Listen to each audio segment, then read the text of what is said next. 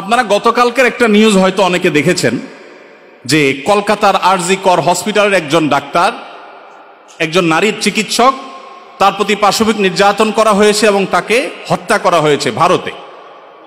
এটার প্রতিবাদে ঢাকা ইউনিভার্সিটিতে একটা আয়োজন হয়েছে 16 আগস্ট রাতে, এবং সেই আয়োজনে বর্তমান অন্তর্বর্তীকালীন সরকারের একজন উপদেষ্টা, সমাজ কল্যাণ উপদেষ্টা, তিনি উপস্থিত হয়েছেন।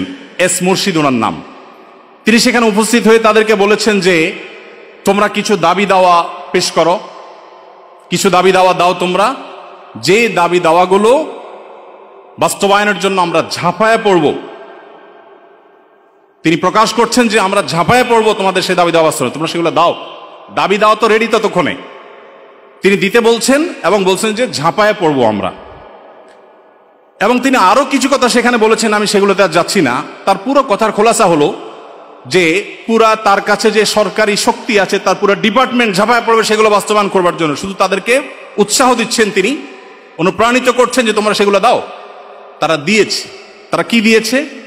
13টা দফা বা দাবি দিয়েছে। এই 13টা দফা দাবির ভিতরে আমি যদি একটু পড়ে শোনাবার চেষ্টা করি, এর ভিতরে একটা দাবি ছিল 3 নম্বরের, সেটা হলো ধর্ম, গোত্র এবং বর্ণের ঊর্ধ্বে গিয়ে প্রতিটি লিঙ্গের মানুষের সম্পত্তিতে সমান অধিকার দিতে হবে। এটা আমাদের প্রচলিত আইন বিরুদ্ধ যেমন, তেমনি এদেশের সংখ্যাগরিষ্ঠ মানুষ মুসলমানদের কোরআনে কারিমের সুস্পষ্ট বিধানের হুবহু বিপরীত। এর আগে বিভিন্ন সরকার যেটা চেষ্টা করেছে, করতে পারে নাই। এখন বৈষম্য দূর করবার নাম দিয়ে কলকাতায় হয়েছে কি, আর তারা দাবি করছে কি? কলকাতায় হয়েছে, একজন নারী চিকিৎসক পাশবিক নির্যাতনের শিকার হয়েছেন, তাকে খুন করা হয়েছে। পৃথিবীতে মুসলমানরা নারীদের অধিকার নিয়ে যখন কথা বলেছে, তখন আজকালকার নারীবাদীদের জন্ম হয় নাই।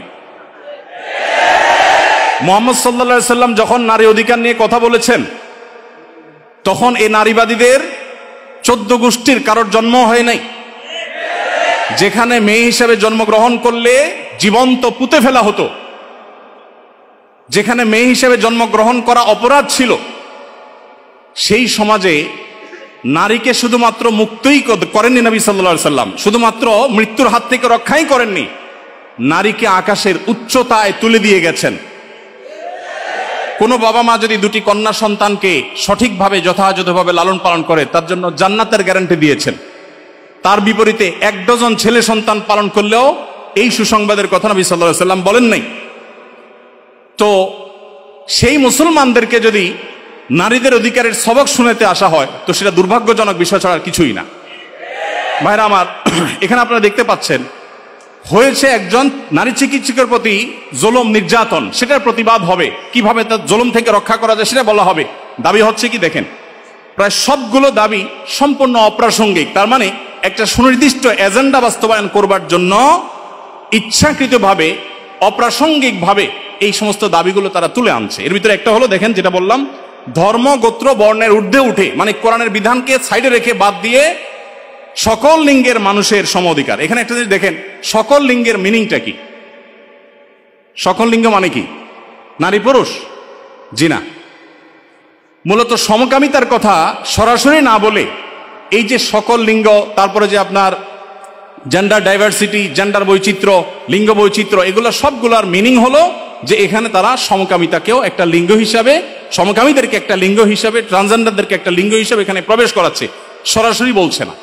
তো যাই হোক, এখানে কোরআন কারীমের আয়াতের বিধান থেকে আমাদেরকে, সারা দেশের মানুষকে সরে আসার জন্য আহ্বান করছেন।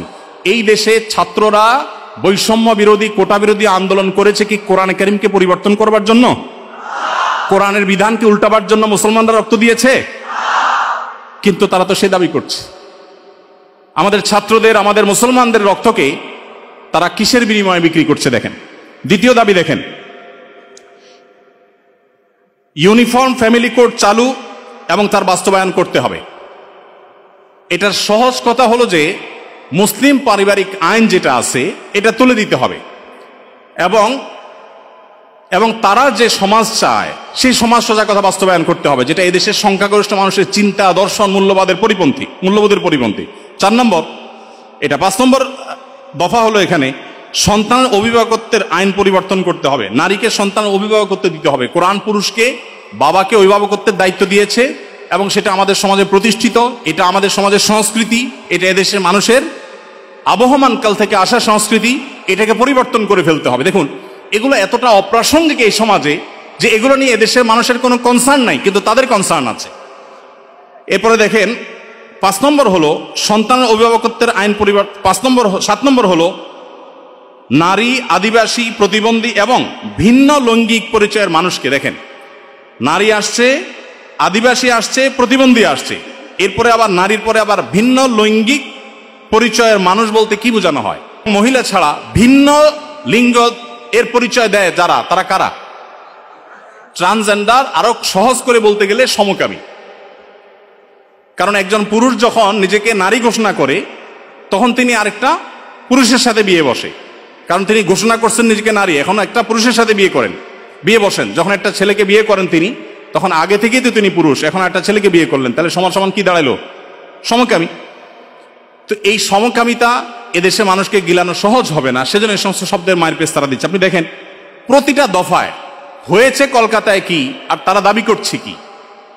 তো এই যে ব্যাপারটা দেখেন, এখানে তারা বলছে যে নারী, আদিবাসী, প্রতিবন্ধী এবং ভিন্ন লৈঙ্গিক পরিচয়ের মানুষদের প্রতিনিধিত্বের জন্য যৌক্তিক অনুপাতে কোটা বরাদ্দ দিতে হবে। যে কোটা বিলুপ্তির জন্য এত কিছু, সেই ছাত্রদের করা সরকারের উপদেষ্টা এখন কোটা চাচ্ছেন সমকামীদের জন্য। বলেন, এই মানুষগুলো যারা শারীরিকভাবে সুস্থ সবল, তারা নিজের মেধায় তো লড়তে পারেন, কিন্তু এখানে নারীদের জন্য শুধু কোটা চাচ্ছেন তিনি তা না, তিনি ভিন্ন লৈঙ্গিক পরিচয় ধারণকারী মানুষদের অর্থাৎ সমকামীদের জন্য তিনি কোটা চাচ্ছেন। সমকামীদের শুধু বৈধতা দেওয়ার কথা বলছেন না, তাদের জন্য কোটা রাখার দাবি করা হচ্ছে। আচ্ছা দেখেন, এরপরে আমরা দেখতে পাচ্ছি যে 8 নম্বর যে দাবি, সে দাবিতে লেখা আছে যে বলা হয়েছে যে 1860 সালের গর্ভপাতের আইন বাতিল করতে হবে, নারীকে গর্ভপাতের পরিপূর্ণ স্বাধীনতা দিতে হবে। মানে জেনা ব্যভিচার হবে, অসামাজিক কার্যকলাপ হবে, মনে চাইলে গর্ভপাত করবে, এই বিষয়গুলো ইজি করে ফেলতে হবে, সোজা কথা। তো গর্ভপাতের মাধ্যমে যে ভ্রূণ হত্যা করা হয়, এটা কি হত্যা না? হত্যা না? তো মানবতার ধ্বজাধারীরা দাবি করছেন কিসের? যে একটা মানব ভ্রূণ হত্যা করার অনুমতি দিতে হবে, স্বাধীনতা দিতে হবে। এ দাবি করছেন কারা? মানবতার সবক দেয় যারা আমাদেরকে সকাল বিকাল, তারা। ভাইরা আমার, এরপর আপনি দেখেন কলকাতায় ঘটেছে কি, একজন নারী চিকিৎসকের উপরে জুলুম হয়েছে, আর তারা চাচ্ছে কি যে কোনো নারী যে কোনো জায়গায় গর্ভপাত করতে পারবে, পারমিশন চাচ্ছে। তার মানে যত রকমের অবৈধ সম্পর্ক আছে, জেনা ব্যভিচার আছে, এগুলো করে যাতে কারো টেনশন করতে না হয়, সে রাস্তা যাতে সুগম হয়, সেটা তারা চাচ্ছে। কলকাতা হয়েছে কি আর তারা দাবি করছে কি? আচ্ছা, এরপরে দেখেন 9 নম্বর দাবি করেছে তারা, নারী এবং লৈঙ্গিক বৈচিত্র্যের মানুষের জন্য সমান কর্মসংস্থানের সুযোগ দিতে হবে এবং নিরাপদ কর্মসংস্থানের নিশ্চয়তা দিতে হবে। তার মানে নারী এবং লৈঙ্গিক বৈচিত্র্যের মানুষদের কথা বলা হচ্ছে এখানে। পুরুষ তো আছেই, মহিলা পুরুষের বাদে আবার বিভিন্ন লৈঙ্গিক পরিচয়ের ধারণকারী মানুষদের জন্য কর্মসংস্থানে বিশেষভাবে তাদের জন্য সুযোগ দিতে হবে, পরিবেশ করতে হবে। তার মানে কি নারী পুরুষ ছাড়া কি আছে? ট্রান্সজেন্ডার বা সমকামী। যদি আপনি বলেন না আমি এখানে তৃতীয় লিঙ্গ বুঝেছি, তাহলে তৃতীয় লিঙ্গ বলতে আপনার সমস্যা কি? লৈঙ্গিক বৈচিত্র্য শব্দ বলতে কতগুলো অক্ষর ব্যবহার করতে হয়েছে, উচ্চারণ করাও তো একটু কঠিন। আপনি তৃতীয় লিঙ্গে বলতে সমস্যা কোথায়? হিজড়া বলতে যদি আপনি না চান, না বললেন। তৃতীয় লিঙ্গ তো আমাদের দেশের স্বীকৃত ভাষা, সংবিধানের ভাষা, তাহলে সেটা ব্যবহার করতে অসুবিধা কোথায়? তার মানে এটা তাদের উদ্দেশ্য না। আমি তো দায়িত্ব নিয়ে বলতে পারি এটা তাদের উদ্দেশ্য। তাদের উদ্দেশ্য হলো সমকামী বা ট্রান্সজেন্ডারদেরকে তারা সমাজে প্রতিষ্ঠা করবার অপচেষ্টায় লিপ্ত। ভাইরা আমার, এখনো দেশের কিছুই ঠিক হয় নাই, কত জটিল অবস্থা। এখনো পুলিশ ভালো করে তাদের কাজে যোগদান করতে পারেনি, এখনো স্থবিরতা আছে, স্টাবল হচ্ছে না। সবাই সর্বাত্মক সহায়তা করছে, আমরা সবাই সহায়তা করছি। এই শুরুতে এসেই দেখেন তারা একটা পর একটা দফা দিচ্ছে এবং সেখানে এদের দফার সাথে দফা দেওয়ার জন্য, দাবি দেওয়ার জন্য উপদেষ্টা মহোদয় তাদেরকে বলছেন এবং বলছেন ঝাঁপিয়ে পড়বেন তিনি এই দাবিগুলো বাস্তবায়ন করবার জন্য। এরপরে 10 নম্বর দাবি দেখেন, প্রতিটি ভিন্ন ভিন্ন লৈঙ্গিক পরিচয়ের মানুষের রাষ্ট্রীয় পরিচয়পত্রে তার লৈঙ্গিক পরিচয়ের স্বীকৃতি থাকতে হবে।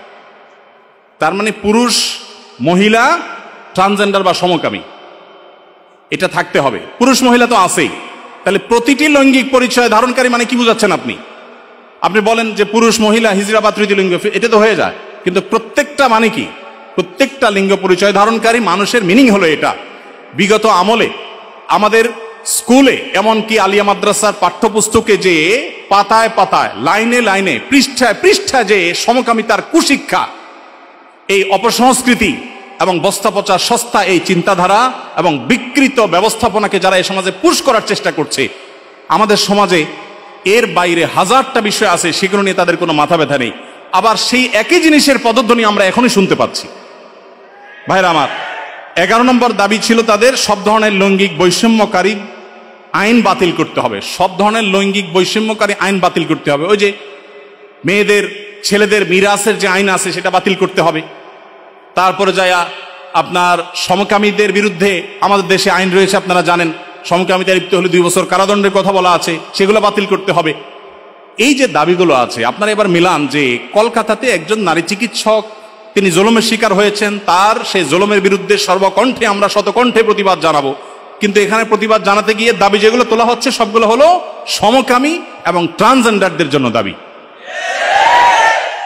এই যে ষড়যন্ত্র, এটা আমাদের দেশে নতুন না। যারাই যখন আসে, বিদেশিদের টাকা পয়সা ফান্ড পেয়ে তারা সেগুলোকে এই দেশে পুশ করার অপচেষ্টায় লিপ্ত থাকে। তারা জানে না এদেশের ওলামা একরাম তাদের শেষ রক্তবিন্দু থাকা পর্যন্ত এ সকল অনাচারের বিরুদ্ধে তারা কথা বলে যাবেন। এদেশের ওলামা একরাম, এদেশের দিনদার মানুষের কোনোদিন এটা বাস্তবায়ন হতে দিবে না।